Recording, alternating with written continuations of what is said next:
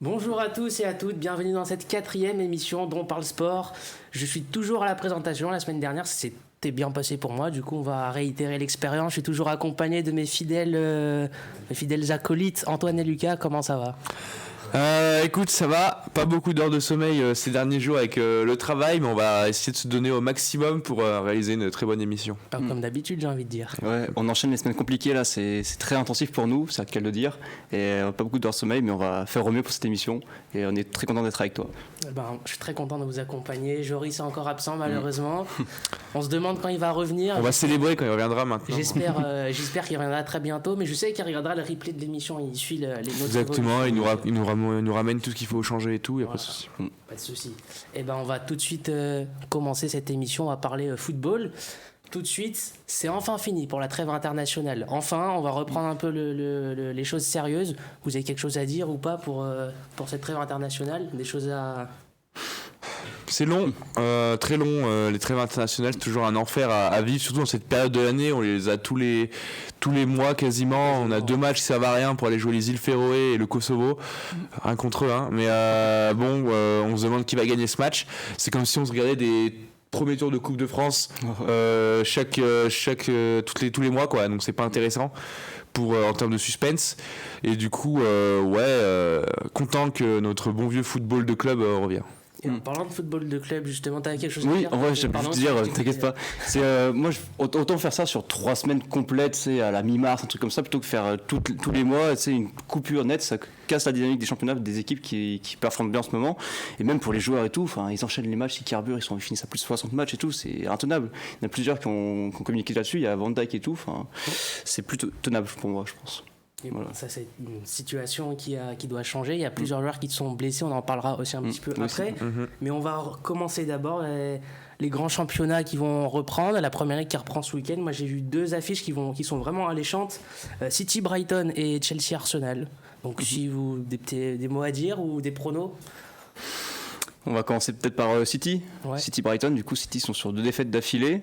Ils doivent repartir de l'avant tout de suite. Exactement. Parce que sinon ça va commencer à petite crise à City. Quand 2 défaites de suite, c'est pas normal avec eux. Ah, totalement. Surtout qu'on a Haaland qui est un peu redevenu humain du coup avec la disette qu'il avait connue pendant 5 matchs. Et ouais, je vois bien City prendre l'avantage, un petit 2-0, un truc comme ça, parce que je sais que Brighton c'est la pire défense du championnat. Mais Brighton ça joue vers l'avant, ça joue assez haut sur le terrain. Donc, ouais, c'est meilleure attaque et meilleure défense du championnat. Donc, Pire défense, c'est ça. Donc, c'est un peu les opposés, entre guillemets, puisque City aussi ne concède pas beaucoup de buts non plus. Et il y a beaucoup de qualité devant. Donc, une victoire de City pour retrouver le goût de la victoire. Je sais pas si tu as quelque chose à rajouter sur City. Globalement, d'accord avec lui, je pense que City va l'emporter dans un match à but. Je pense qu'on risque de voir, peut-être pas une valise, mais. Un 4-2, un 4-2. 4-2. Comme ça. Ouais, ça peut vite tourner à la correction de la part City, surtout contre Brighton. Ça peut vite enchaîner les buts. Ça peut vite devenir compliqué pour cette équipe de Brighton. Mais ouais, globalement d'accord, Manchester City va s'imposer. Chelsea-Arsenal, c'est un peu plus équilibré. Équipe de Chelsea qui est très très moyenne, pour ne pas dire mauvaise. Arsenal doit s'imposer normalement dans ce match. Je laisse commencer, tout à fait. Même si un déplacement à Stamford Bridge, Derby de Londres, c'est toujours c'est difficile. ça, c'est jamais facile. L'année dernière, je me rappelle, il s'était imposé 1-0 là-bas sur un corner, c'était assez difficile pour Arsenal. Je me dis que je pense que le projet de jeu de Mauricio Pochettino a commencé à se mettre en place, et le fait qu'ils cette trêve, ils ont pu encore travailler les automatismes. Je sais pas s'ils ont beaucoup de joueurs qui sont partis en sélection, mais je pense un petit peu, mais ils ont quand même pas mal de jeunes aussi.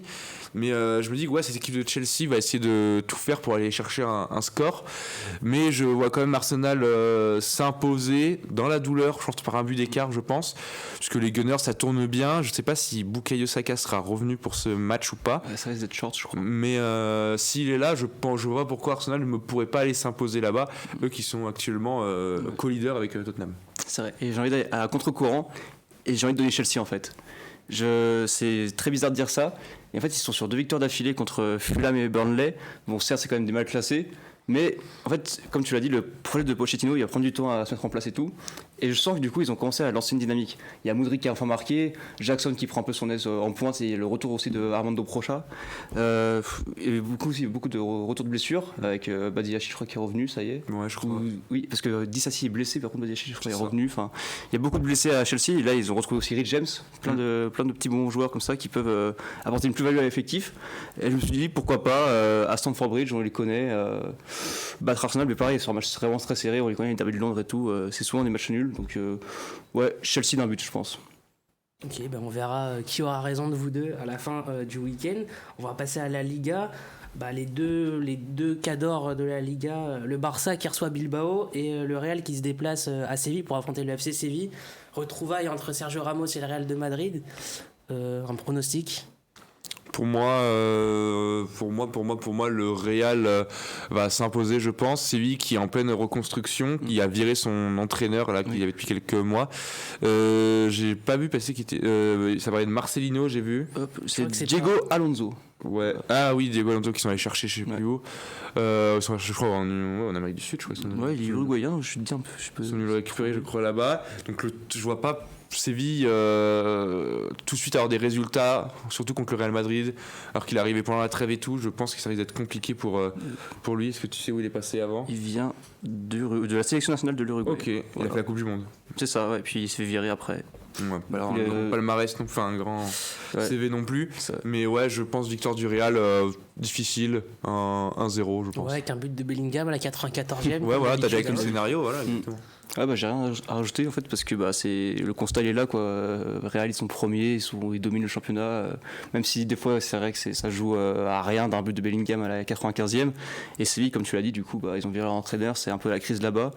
Et en plus avec la Champions League aussi, il y a beaucoup de trucs qui rentrent en jeu qui font qu'ils n'ont pas l'effectif pour jouer les deux compétitions et du coup ils perdent un peu du temps et de l'investissement du coup sur leur projet en faisant ça. Et Barça-Bilbao, du coup, petit pronostic aussi sur les Barcelonais qui reçoivent Bilbao en sortie de trêve. Pour moi, ils vont s'imposer le Barça. Je n'ai pas trop de doute là-dessus. Bilbao, c'est sur une équipe qui l'a réussi plutôt bien. Je n'ai pas de souvenir de Bilbao qui... C'est plutôt à San Mamés, le stade à Bilbao, où les Barcelonais ont du mal, mais... Non, moi je pense que ça va dérouler pour le Barça. Victoire 3-1, je pense, des Barcelonais qui vont faire la différence. Ouais, moi aussi je pense que Barcelone va garder son invincibilité. Ils ont fait 6 victoires et 3 nuls. Ils tournent bien, il y a un bon effectif. Voilà. J'espère voir aussi un peu Yamal de plus en plus. Je crois qu'il était un peu sur le banc ces derniers temps. Si ouais, après il faut le préserver aussi. Oui. Je pense que le lancer tout de suite en pro comme ça à son âge, c'est bien de le mettre petit à petit dans le grand bain. Mais il est déjà décisif même en sortant du banc. C'est ça qui est dingue. Voilà. Et on va passer à notre bonne vieille Ligue 1, pardon. Je vais y arriver. Un petit Nice-Marseille, moi, que j'ai retenu ce week-end. Parce qu'on n'en parle pas assez, mais les Niçois, ils font un sacré début de saison. Juste deuxième, juste derrière Monaco. Invaincu aussi. Toujours. Donc, meilleure défense aussi. Ouais, meilleure défense. Et donc, ils vont recevoir l'Olympique de Marseille, qui est un peu, on va dire, en sortie de crise. Ça y est, ils sont un peu plus dans une période un peu plus calme. Ouais, ils ont lancé un peu leur saison. Ouais, donc, un petit pronostic sur cette rencontre. Il est intéressant ce match à suivre, je pense, mais il va pas être facile à pronostiquer parce que Nice est bien lancé. Pour l'instant, au défaut d'avoir le jeu offensif qu'on attendait avec Fagioli. Fagioli ? Oui, c'est ça, Fagioli. Nicolo, ouais. Ok. Non, je confondais avec l'autre, l'italien, le jeune qui s'est fait suspendre. Farioli, ouais. C'est Fagioli le jeune. Nicolo Fagioli, qui se fait suspendre, et lui c'est Francesco Farioli. Ouais, donc on n'est pas sur un style de jeu attractif pour l'instant, mais on est efficace. Et face à une équipe de Marseille qui avait l'air de jouer un peu tout feu tout flamme ces dernières semaines, cette équipe de Nice peut, je pense, leur faire mal en contre, comme ils l'ont fait un peu à Paris il y a seulement quelques semaines. Donc moi je pense que ça va finir, je pense que match nul, 2-2. Moi, je vais dire la même. Ouais, moi, je vois plutôt l'inverse, un match fermé. Je pense que Gattuso, c'est un entraîneur plutôt à vocation défensive, il va pas vouloir se découvrir, surtout à l'extérieur. Et puis Nice, pareil, c'est une équipe défensive. Moi, je vois bien un petit 0-0 ou un partout, mais match nul aussi. Mais c'est vrai que tu as raison, parce que le 0-0, il est logique, parce que par exemple, je sais que Marcin Bulka, il a été nommé meilleur joueur du mois de septembre. C'est mérité amplement. Et je vois pas les Niçois aller de l'avant, alors que ce qui fait leur force, c'est la défense. Ils sont deuxième un peu grâce à ça aussi. Donc, ouais, c'est vrai qu'aussi, on sent au niveau attaque, ils sont à 9 buts. Et c'est vrai qu'on attend un peu plus de Mofi, puisqu'il est capable du pire comme du meilleur, en fait. C'est Il contre met un Paris. triplé à Paris. C'est ça, il met un triplé à Paris, mais après, il marque plus, quoi. C'est ça qui est compliqué pour ça. Mais après, aussi, attention, moi, je tiens à dire quelque chose. Youssouf Ndachimiye, c'est quelqu'un. Voilà, c'est comme ça, voilà, c'est une petite pépite MPG aussi que je retiens. C'est vraiment mon coup de cœur de ce début de saison. Franchement, il fait des performances et c'est pas noté par l'équipe ou les autres médias. C'est vraiment génial ce qu'il fait. Voilà, c'est tout. L'aparté, voilà. C'est cri du cœur, c'était beau. Cri du cœur, voilà. En tout cas, très bon début de saison des Niçois, on n'en parle pas assez. Et puis évidemment, petit OL Clermont dimanche soir. Je me posais la question de quel match il allait mettre en deuxième. On est obligé d'en parler en tant que supporter lyonnais. Vous êtes optimiste ou pas pour voir l'OL enfin s'imposer? Il y a eu 2 semaines de trêve où les Lyonnais ont pu travailler, on va dire, sereinement et dans le silence, tout ça. On n'a plus trop parlé de l'OL, ils ont été un peu tranquilles pour travailler. Est-ce que vous êtes optimiste et on va enfin voir une victoire de l'OL? J'ai vu, c'était les 2 pires attaques qui s'affrontent. C'est les 2 pires équipes du championnat. Aussi. Donc, ce match va faire du mal à l'équipe perdante, je pense, mais Lyon va pouvoir compter toujours sur son public. Oui. Ils ont l'air d'avoir travaillé. Peut-être que est-ce que dans les têtes ils se sont remis à l'endroit? Ça, c'est la question qu'on peut se poser après ce match contre Lorient, où ils géraient le score et ils se sont fait remonter bêtement en fin de match. Un scénario bien lyonnais. Est-ce qu'ils vont être capables là de avoir la main mise sur le match, aller remporter ce match face à une équipe de Clermont qui d'habitude propose un jeu offensif, qui là a perdu tous ses repères en prenant quelques valises dans différents endroits, donc pour l'instant, là, ils perdent de peu là en ce moment. Ils ont resserré la vis. Défaite 1-0 contre Metz, contre Nantes aussi, des adversaires plutôt au maintien. Il a fait un 0-0 contre Paris, ils ont fini sur un 0-0 contre Paris, donc c'est quand même. 10 arrêts du gardien aussi. C'est vrai qu'ils ont perdu aussi contre Montpellier, du coup, le 4-2, et qui n'est pas noté parce que du coup, le match a été arrêté, on ne sait pas encore ce que ça va donner. C'est vrai. Donc c'est un peu flou aussi pour Clermont. Mais franchement, s'ils gagnent aussi le match contre Montpellier par tapis vert, ça me ferait un peu chier aussi, je vais pas mentir, parce que du coup ça leur ferait 5 points, ils nous passeraient devant. Voilà, et surtout qu'ils peuvent nous battre, quoi. C'est ça le constat. On n'a jamais gagné contre Clermont à domicile. Oui, il y a 3-3 3-3 et 1-0. C'est ça. 1er janvier, j'y étais. J'étais aussi, effectivement, j'y étais. J'étais au stade au moment du 3-3, là, c'était le début de Peter Bosz sur le banc. Je me rappelle, j'étais aussi parce qu'il y avait le but de Paqueta et Guimarães, il a fait une combinaison superbe. Donc, un petit pronostic du coup sur ce Lyon-Clermont. C'est dur à donner. C'est dur à donner parce que là, j'ai envie de dire malheur aux perdants parce que. Si Clermont s'incline, ils vont être très très loin dernier. Et si Lyon s'incline, à mon avis, le groupe Macedon va exploser, je pense. J'ai déjà mon scénario en tête. 2-1 Lyon, où Lyon pousse avec le public. Ils ouvrent le score. Ensuite, Clermont se découvre. Ils en marquent un deuxième. Et à partir 60e, 70e, par là, ils en prennent un. Et là, après, tu as les 20 dernières minutes où ils sont bloc bas. Ils sont là, tenez le score comme on peut. Et ils gagnent 2-1. Victoire de l'OL 2-1. Et on prend tous les jours ce scénario parce que. L'OL n'a plus gagné, on le rappelle, depuis le 27 mai 2023 quand même. En Ligue 1, ouais. C'est énorme. Je pense aussi à un 2-1, mais l'inverse du coup, tu vois, on marque 2 buts d'affilée et on se chie dessus comme contre Lorient, mais on arrive à tenir bon. Et une autre stat aussi, le Variété Club de France s'est imposé hier, ils ont plus de victoires en cette saison que l'OL. Voilà, je tiens à dire ça. Donc on espère que l'OL règle ça ce week-end. On va passer à la Bundesliga tout de suite. J'ai choisi qu'une seule rencontre parce que pour moi il n'y a pas d'autres rencontres intéressantes, mais il y a un petit Wolfsburg-Leverkusen. On parlait de Leverkusen la semaine dernière, donc on va en parler aussi cette semaine. Petit pronostic.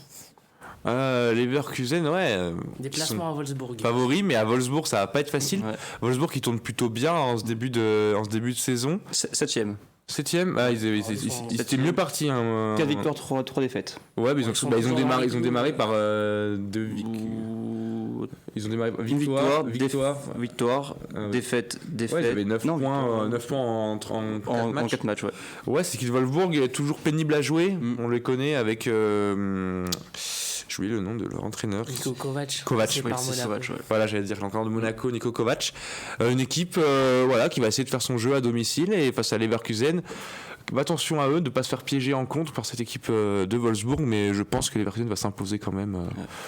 Est-ce qu'on aura le droit à un gros score ou pas? C'est juste la question de. Est-ce qu'on verra Victor Boniface s'illustrer aussi? Exactement. Voilà. Tu nous tends une perche parce que c'est vrai que la semaine dernière on avait un petit montage sur Victor Boniface. Voilà, on voit ici directement. Voilà, exactement, qu'on n'avait pas mis la semaine dernière en régie.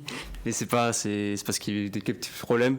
Mais franchement, Boniface, il fait une saison de malade, franchement, c'est incroyable. Je pense pas, parce que pour moi, il y a toujours un temps d'adaptation entre, mais on en a jamais eu. entre les changements de club qu'il a eu. Et franchement, il surnage, quoi. Enfin, il est dans son élément, quoi. C'est incroyable, franchement. Il a 7 buts, donc. Il y a Guirassy qui est encore en plein vol, comme ça, qui est dans un rêve, et Harry Kane, quand même, qui est dans les standards. Mais ouais, je vois bien qu'il pourrait en mettre 2 ou 3 à Wolfsburg facilement, je pense. Je suis d'accord. Et enfin, le dernier, la Serie A, quand même, ça compte dans le top 5 des grands championnats. Pareil, j'ai pas vu, il y a une seule rencontre que j'ai choisie, mais AC Milan-Juventus. Derby, enfin pas derby, un des chocs. Voilà. Un choc qui, pour moi, est un peu déséquilibré, mais je sais pas, j'attends votre avis, un petit peu. Pas tant que ça. Ouais. Les Turinois qui reviennent mais bien. Toutes ces affaires extra-sportives, je sais pas, je me demande si ça va pas un peu les... Ils ont combien de joueurs concernés? Ils ont un Pogba avec ses histoires de dopage, ensuite mais il jouait pas avant. Fagioli, ouais. mon nom là qui était là. Fagioli. Et après, non, c'est pas des joueurs de chez eux. Donc. Non, parce qu'il y avait Tonali aussi qui est concerné, Zaniolo est parti aussi. Enfin, il était pas. Mais c'est vrai que c'est le championnat italien qui touchait globalement. Et il y en a, je crois, pas un dans chaque club, quoi. Mais je pense qu'il y a un tiers des clubs qui sont concernés, je dirais. Ouais. En tout cas, un petit pronostic sur ce AC Milan-Juventus qui se jouera à San Siro d'ailleurs. Match nul. La Juve, ils sont trop forts là, pour aller chercher des résultats bien comme ça. Match nul, 1-1 ou 0-0. C'est possible. Moi, je vois plutôt une victoire. Si j'espère que Léo va marquer. Léo. Moi, je vois plutôt une victoire de Milan, mais après, c'est possible aussi. En vrai, Milan, ils sont leaders du championnat. En fait, c'est comme je disais, je crois il y a 2 ou 3 émissions en avant, j'ai jamais vu une équipe autant physique que Milan. Et en fait, ils surdominent le championnat, mais ça se voit pas comptablement parlant, en fait. C'est juste dans l'intensité, les duels et tout. Ils ont quand même 7 victoires en 8 matchs. Oui. La seule équipe qui les a battus, c'est l'Inter, qui était la meilleure équipe d'Italie. Non, ce que je veux dire, c'est qu'ils ont 2 points d'avance ou 4 points d'avance. Oui. C'est en mode comptablement, il n'y a pas un écart flagrant, quoi. Okay. Tu vois ce que je veux dire? Ouais. Et oui, c'est ça, c'est que niveau. En fait, ils se sont beaucoup renforcés ce mercato-là pour aussi la Champions League, qui ont fait qu'avant il y avait Messias, Salmakers et tout, et ils ont pris. Moussa, Reinders, ils ont pris Pulisic. Pulisic, ouais, ça, ils ont pris. Et à droite, Chukwueze, voilà, Chukwueze, j'avais plus son nom. On sent que l'équipe est vraiment devenue plus forte qu'avant. Déjà qu'ils ont fait demi-finale l'année dernière avec une équipe qui était potable quand même, qui était quand même bonne, mais il manquait un peu de sortie de banc. Là, en vrai, contre la Juve, c'est vrai que la Juve est quand même fort pour les grandes confrontations comme ça, c'est fort pour prendre les nuls. Donc ouais, je pars aussi sur un petit 0-0 ou un partout. Eh ben très bien. On a vu aussi la mauvaise nouvelle de cette fin de semaine, la grave blessure de Neymar, rupture du ligament croisé du genou gauche. J'ai envie de vous poser une question. À 32 ans et une énième blessure, est-ce que c'est pas la fin de carrière pour le génie brésilien? Bonne question. Peut-être pas fin de carrière, mais au haut niveau, oui. Je pense avec le Brésil, je le vois mal. Je pense qu'il va, honnêtement, je pense qu'il y a sa dernière échéance qui est la Copa América 2024. C'est la dernière chose qu'il peut gagner comme trophée majeur. Est-ce qu'il sera revenu à temps? Est-ce qu'il sera en forme? Question, si il sera revenu ou pas, parce que les croisés, il faut mettre du temps. Surtout à son âge et surtout vu son historique de blessure. Parce que c'est pas la première fois. Il avait déjà une cheville en vrac qui s'était fait un peu opérer pour revenir. Là maintenant c'est les croisés à 32 ans après une liste énorme de blessures. J'ai un peu peur que ce soit un peu terminé pour Neymar là. J'ai peur aussi que le Brésil. Ce qui est sûr, c'est que Paris a bien fait de le vendre en tout cas. Surtout ils ont vendu un bon billet, je crois, c'est 65 70 je crois. 70 ça monte à 70. C'est ça. 70. Surtout vu l'hygiène qu'il avait, enfin pas l'hygiène de vie, mais il avait tendance souvent à se blesser sur des contacts à la cheville ou au genou comme ça, donc après, c'est pour dommage. sa défense, les Sud-Américains c'est souvent débouché. Oui. Et je sais pas comment il s'est blessé là. C'est contre l'Uruguay. Mais c'est un sur coup. un tacle. C'est un tacle. C'est sur un tacle, je crois, sorti sur civière. Ouais. Bon, déjà vu les images sorties sur civière comme ça en pleurs, on pensait que c'était assez grave. Là, le verdict est très grave. C'est peut-être la pire blessure pour un sportif et surtout pour lui. Oui. On est peut-être est-ce qu'on n'est pas sur un des plus gros talents gâchés de l'histoire du football? Talent gâché, oui et non. Pas quand même, mais pas gâché parce qu'au Barça c'est quand même fou pendant. Pour moi c'est gâché parce qu'en tant que supporter du Barça, son départ je l'ai encore là. Oui, donc voilà, c'est pas gâché. Mais... Il est parti, on va dire. À Paris, c'est gâché. Mais ouais. à Barcelone, c'est pas gâché. En fait, c'est que le destin, il était fait pour lui, quoi. Il était dans le top 10 du Ballon d'Or en 2011, quoi. Enfin, top 3, pour moi, à un moment donné, on est quand même dans une période où pendant 10 ans, on a eu 2 extraterrestres qui étaient intouchables, qui étaient Messi et Ronaldo. Neymar était juste 3e, juste en dessous. Ah oui. Et pour moi, il méritait au moins un Ballon d'Or dans cette période-là. Ah bah oui. Mais s'il était resté au Barça, il l'aurait eu, c'est sûr. Bah oui. C'est sûr. C'est vrai. Voilà. Enfin bref, on va fermer cette page football, on va passer du ballon rond au ballon ovale directement. Oh. Elle est belle, belle transition. Ouais, Elle est bossée, ouais. Oui. Et on va parler quart de finale de la Coupe du Monde. Et on va évidemment commencer par nos Bleus. Immense déception, j'ai envie de dire. Immense frustration même. Défaite d'un petit point face à l'Afrique du Sud. Qu'est-ce que vous en pensez ? Eh ben, on s'y attendait pas à celle-là. On pensait que la France allait se qualifier. Pour moi, on allait au bout. J'étais convaincu qu'on allait au bout. On le disait la semaine dernière, il fallait que la France passe l'obstacle sud-africain pour aller au bout. C'était clairement, ça se jouait ici. Le titre ou pas, la finale était avant l'heure, elle était ici. Et malheureusement, ils se sont fait surprendre par une équipe sud-africaine réaliste, surtout en première période où pour une fois elle est rentrée dans le camp français, mais à chaque fois sur des grandes chandelles. Elle a mis plusieurs essais comme ça faciles avec ses ailiers rapides. Donc ouais, l'Afrique du Sud a appliqué son jeu et la France a fait quelques erreurs, pas aidée par l'arbitrage aussi. Et du coup elle s'incline d'un point et beaucoup de regrets, je pense, pour les Français. Ouais. Je pense qu'on s'est vu aussi un peu trop beau, je pense, dans cette Coupe du Monde. Il y a eu un concert une semaine avant le quart pour fêter les Bleus, la qualification et tout, et aussi le fait qu'on dise enfin la saga Dupont, il vient pas, il est titulaire, il est pas titulaire, parce qu'en fait on l'a vu que la France était super dépendante à Dupont, mais en fait au vu du match qu'il a fait, c'est un super match, mais on voyait qu'il n'était pas à 100% de ses capacités, et peut-être le laisser sur le banc et le faire rentrer pour dénéter la rencontre, parce que tu avais quand même Lucu quand même qui était sur le banc, qui pas rentré et qui pouvait apporter Notre grand ami Faustin, fan de rugby, qui a vu cette image aussi de l'arbitre. On va peut-être pas polémiquer sur l'arbitrage, mais c'est vrai qu'il y a eu des décisions qui étaient un peu litigieuses. Il a reconnu que des fois qu'il pouvait se tromper, qu'il y a eu des décisions litigieuses, et je pense qu'en quart de finale de Coupe du Monde, tu peux pas te permettre de faire un match très moyen dans ton arbitrage. C'est tout ce que j'ai à dire. D'ailleurs, il arbitre la demi-finale de la Nouvelle-Zélande. Oui. Voilà. Non, de l'Afrique du Sud. Encore l'Afrique du Sud. Oh là là. Oui, c'est un arbitre néo-zélandais, il va pas. Ah oui, non, effectivement. C'est un peu bête. Mais déception. Immense déception, parce que je pense que pour moi l'équipe de France avait peut-être pas la meilleure équipe, mais au moins le meilleur collectif de cette Coupe du Monde. Après, est-ce que c'était l'équipe la plus forte je sais pas ça. L'Irlande aussi. Ouais, 2 tests d'affiche ont fait sortir par les équipes. Tu blanchis une perle, parce que justement on parlait de l'Irlande et de la Nouvelle-Zélande. J'ai vu ce match, j'étais dans la fan zone à Paris, voilà pour la petite anecdote, j'ai vu ce match. Honnêtement, je voyais les Irlandais sortir les Néo-Zélandais. En tout cas, pour moi le début de match était plus irlandais, mais au final les All Blacks, ils ont montré que c'était les All Blacks en fait. C'est ça. Et ils montent en puissance depuis plusieurs matchs, et puis ils vont peut-être aller au bout finalement. C'est ça. Et la malédiction qui se poursuit pour les Irlandais. Ils n'ont jamais passé 10 participations, ils n'ont jamais passé ces fameux quarts de finale.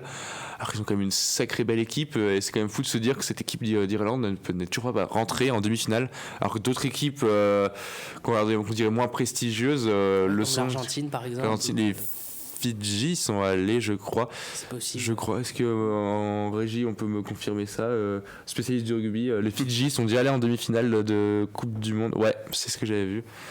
Voilà. Donc, ouais. En tout cas, pour la petite stat aussi, l'Irlande a autant de quarts de finale de Coupe du Monde de rugby que la Namibie, par exemple. Voilà. Demi-finale. Ouais, autant de demi-finales, pardon, que la Namibie. Et l'Italie aussi. Et que, voilà. Mais c'est vrai que je sais pas être, c'est que le match était quand même vachement ouvert. Moi j'étais avec des potes dans un bar et tout le monde était en mode mais ça va être un match ultra serré et tout. Je me suis dit mais non, ce sera super ouvert. Moi j'avais dit c'était un match ultra serré, et pour avoir vu le match, tout ça, c'était vraiment, il y avait vraiment une pression. Surtout les Irlandais, ils étaient vraiment à fond, parce que eux, c'était, je pense, l'année ou jamais pour enfin aller comme la France. Je parlais serré au niveau du score, pas au niveau de l'enjeu. Mais parce que j'ai dit, je crois que j'avais parié un 32-28 pour l'Irlande, tu vois, j'étais pas loin, et je trouvais que c'était quand même plutôt bien comme match à regarder avec des potes et tout. Franchement, j'ai bien pris mon pied, franchement. Pour moi, c'était un des meilleurs matchs de cette Coupe du Monde, avec le match de la France aussi, même si la déception est immense au bout. Très clairement. Justement, les demi-finales, on rappelle les affiches, c'est un Angleterre... Afrique du Sud. Voilà, Angleterre, Afrique du Sud. J'ai repensé à ce match, pardon. Angleterre, Afrique du Sud et Nouvelle-Zélande, Argentine. Je pense que l'affiche l'affiche de la finale, on l'a déjà en avance. Ça va être les Néo-Zélandais contre les Sudaf. Ouais, je pense. Bon, je pense aussi.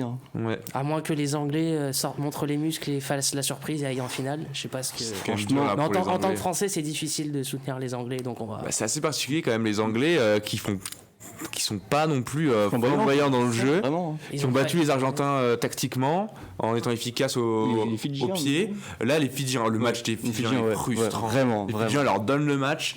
Sur la fin en plus. Mais oui, même avant. Même avant, ils font une nombre de fautes alors qu'ils ont des situations pour aller derrière la ligne. Ils les font pas. Les Anglais sont réalistes. Ils reviennent coup sur coup en deuxième période. Ils reconcèdent à nouveau des pénalités bêtes. Et voilà, les Fidjiens qui affronteront leurs erreurs du coup. Ou pas d'ailleurs, mais du coup voilà, très frustré pour les Fidjiens et j'espère que les Anglais ne vont pas continuer cette aventure. J'espère aussi, mais ça va être... on a chacun nos pronostics, on voit tous une victoire de la Nouvelle-Zélande et de l'Afrique du Sud. Je pense aussi, on va tout droit vers une finale All Black Springboks. Ça. Et c'est parfait. On va directement passer à la Formule 1. Ce week-end, la Formule 1 qui revient, le Grand Prix des États-Unis à Austin.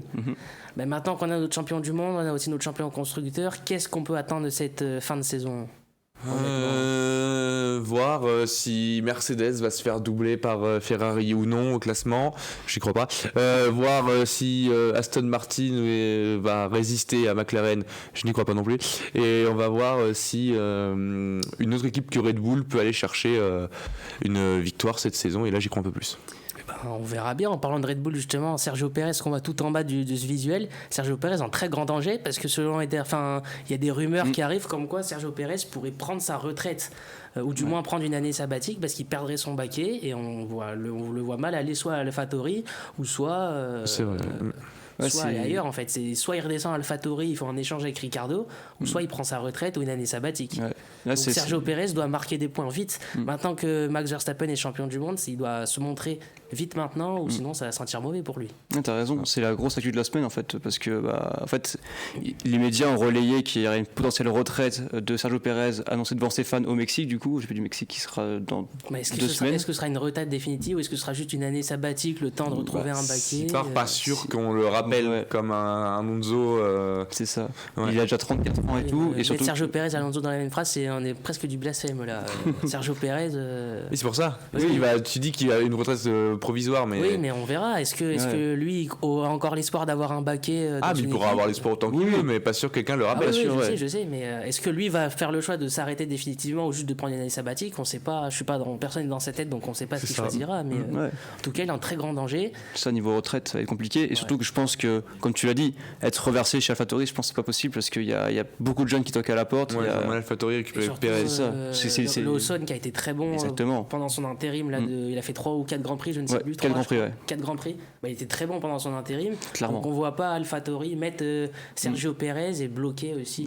Alors t'as déjà Tsunoda en pilote un peu plus expérimenté. Je pense que pour AlphaTauri, c'est mieux de mettre Tsunoda et Lawson et mettre Ricardo ou quelqu'un d'autre. Je fais une transition jusqu'à la fin de leur contrat à tous là, et après tu vois ce que ça fait. Parce qu'après t'as du Hadjar, t'as du Maloney, t'as du Dennis Hogger qui attendent en Formule 2, qui vont être très bons. D'ailleurs, Hadjar roule en FP1 cette semaine ou la semaine prochaine, je sais plus, et il roulera à Abu Dhabi.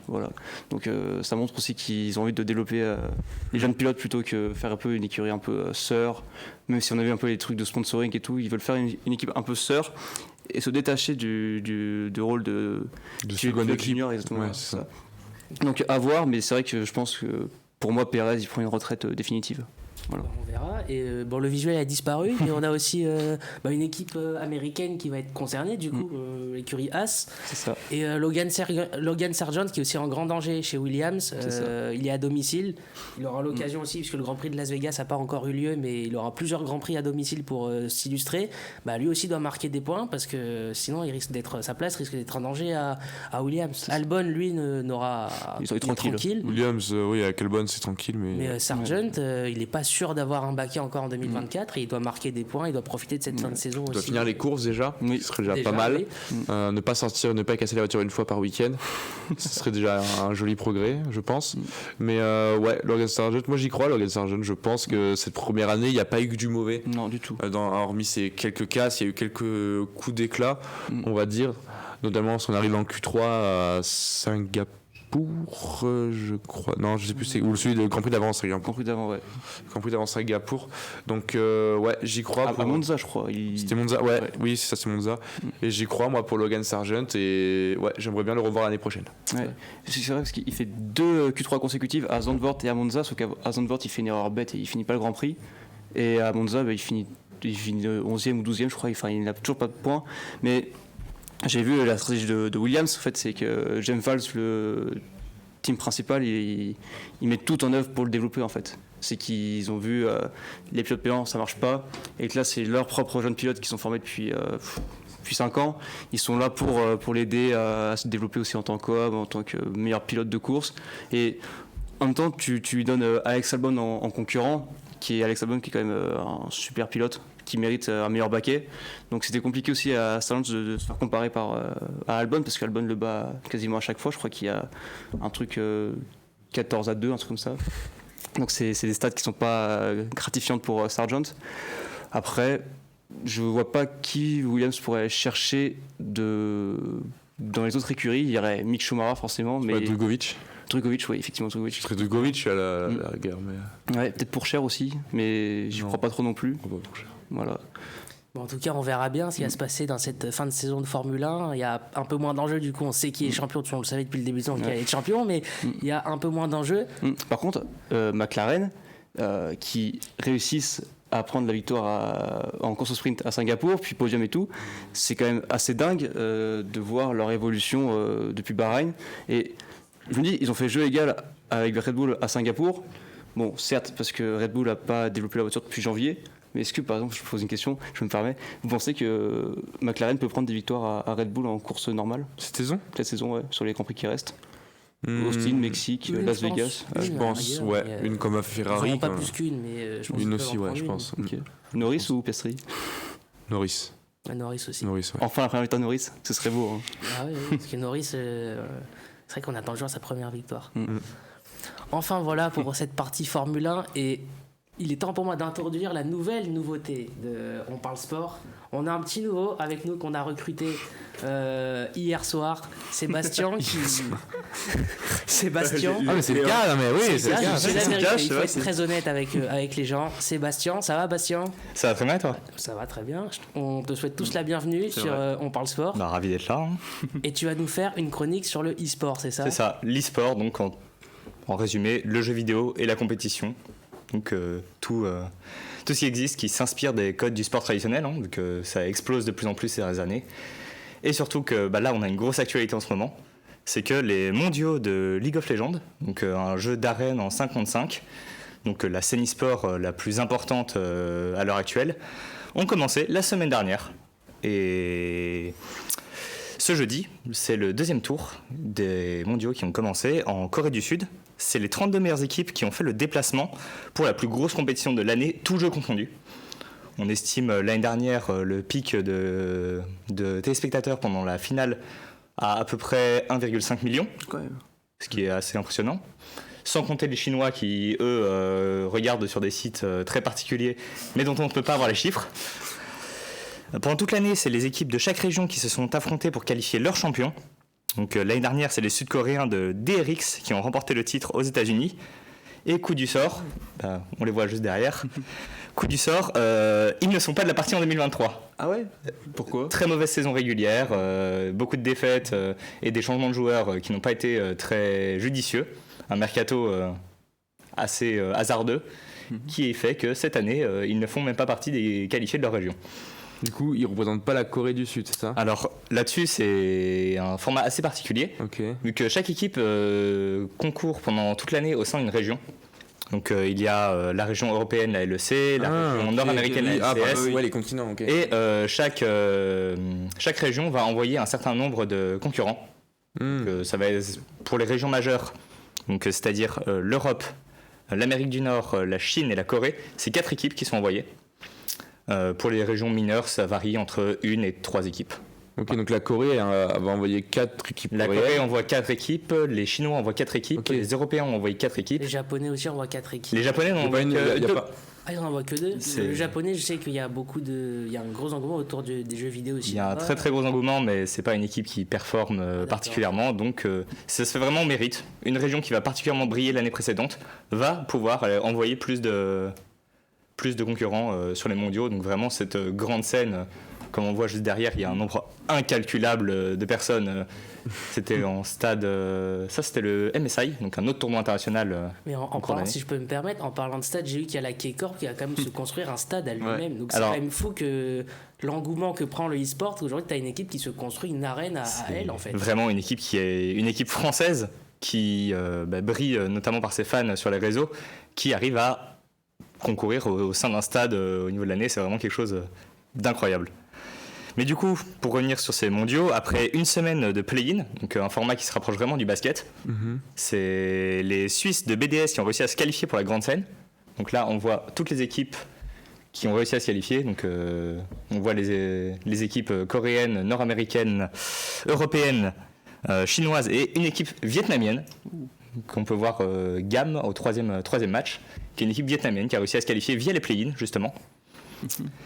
On voit que les régions majeures s'imposent vraiment au sein de la scène e-sport. Et c'est les matchs aujourd'hui qui ont défilé. Donc nos Européens, qu'on peut voir ici, Mad Lions, qui ont fait un début très compliqué en perdant contre les Nord-Américains de Cloud9. Okay. Les Suisses des BDS, justement, qui ont perdu face aux champions chinois en titre JD Gaming, qui sont les grands favoris de cette compétition. On peut les voir juste ici. Ils ont gagné le deuxième plus grand tournoi sur League of Legends cette année, le Mid-Season Invitational. Donc c'est un tournoi qui invite la meilleure équipe de chaque région à venir concourir pour un titre en cours d'année. C'est vraiment la meilleure équipe. Chaque région envoie son champion pour défendre ses couleurs. Donc c'est vraiment un esprit communauté autour d'un continent. Ce qui est très différent de ce qu'on connaît dans le sport traditionnel. Hein. C'est vrai. Comme on le disait, on ne va pas supporter les Anglais au rugby, nous. Ce serait vrai. Voilà. Mais pour défendre l'honneur du vieux continent, on a l'équipe européenne G2 eSport qui a fait tomber le grand vainqueur des mondiaux 2020. Donc on les voit ici, G2 en 2019 qui ont gagné le MSI justement. Il y a 2 tournois par an, c'est vraiment un rythme assez effréné. Donc ils ont fait tomber les grands champions de 2020, D+ Kia, une équipe sponsorisée par la marque des voitures Kia, qui montre encore une fois l'importance que ça prend. Je me permets, il y a beaucoup de sponsoring du coup dans les équipes il y a vraiment énormément de sponsoring. Je pense par exemple en Europe, on a l'équipe Mad Lions qui est sponsorisée par Seat, par exemple. Beaucoup de marques de périphériques, d'ordinateurs, Logitech par exemple qui sponsorise énormément d'équipes.